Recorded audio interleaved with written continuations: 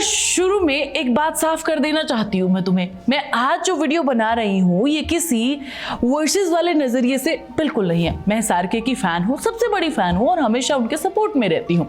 इसके साथ ही अमिताभ बच्चन भी एक लेजेंड हैं और उनकी बहुत इज्जत करती हूँ। इंडियन सिनेमा में उनका जो ये योगदान है वो अतुलनीय है, कोई कंपैरिजन नहीं है। तो आज के इस वीडियो में किसी को नीचा दिखाने के लिए नहीं बना रही हूँ।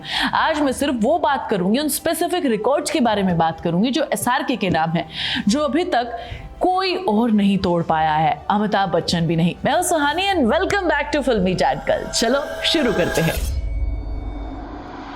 सबसे पहला और शायद सबसे बड़ा रिकॉर्ड, दिल वाले दुल्हनिया ले जाएंगे यानी डीडीएलजे। ये फिल्म 1985 में रिलीज हुई थी और आज 2026 में भी ये मुंबई के मराठा मंदिर के थिएटर में अभी तक चलती आ रही थी। सोचो 30 साल से ज्यादा हो गए इस फिल्म को रिलीज हुए और आज भी बिना रुके बिना ब्रेक के थिएटर में स्क्रीन पर चल रही है।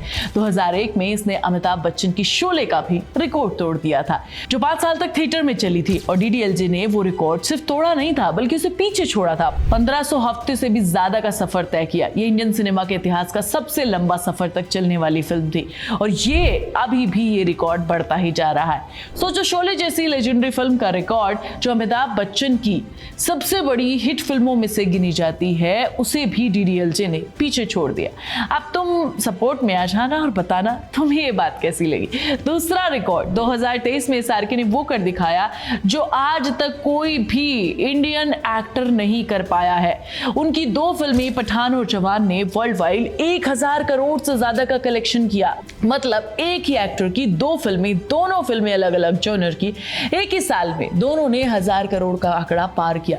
यह अपने आप में एक ऐसा रिकॉर्ड है जो अभी तक किसी भी इंडियन एक्टर ने नहीं बनाया है, चाहे वो अमिताभ बच्चन हो या कोई और सुपरस्टार। और सबसे इंटरेस्टिंग बात पता है क्या है कि ये उन्होंने किया अपनी उम्र के लगभग 60वें साल के आसपास, जब 4 साल के बाद पर्दे पर उन्होंने वापसी की, जिस टाइम पर सब लोग हार मान लेते हैं। एसआरके ने अपनी दूसरी पारी खेली। तीसरा पॉइंट है ग्लोबल रिकॉग्निशन का।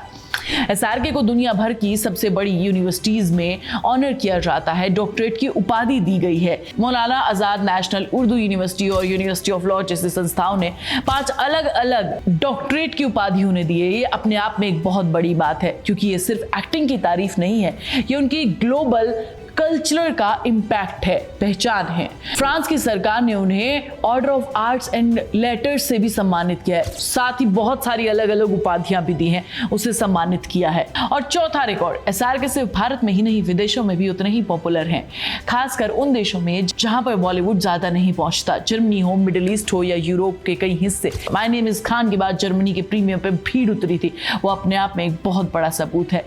उनकी अपील सिर्फ भारतीय सिनेमा तक सीमित नहीं है, वो ट्रूली एक ग्लोबल आइकन बन चुके हैं। अब यार मैं ये बिल्कुल नहीं कह रही कि अमिताभ बच्चन के रिकॉर्ड कम है ना, बिल्कुल नहीं कह रही कि अमिताभ बच्चन के रिकॉर्ड कम है।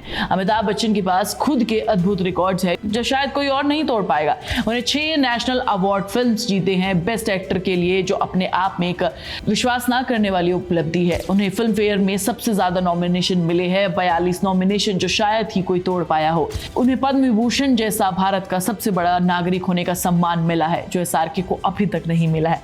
तो ये साफ है कि दोनों लेजेंड्स अपनी अपनी जगह पे हैं, दोनों अपनी अपनी जगह पे अपने अपने रिकॉर्ड्स बना रहे हैं। और यही तो खूबसूरती है इंडियन सिनेमा की, जहां अलग अलग जनरेशन के अलग अलग लोग, अलग अलग स्टाइल के अलग अलग एक्टर्स अपनी लेगेसी बनाते हैं।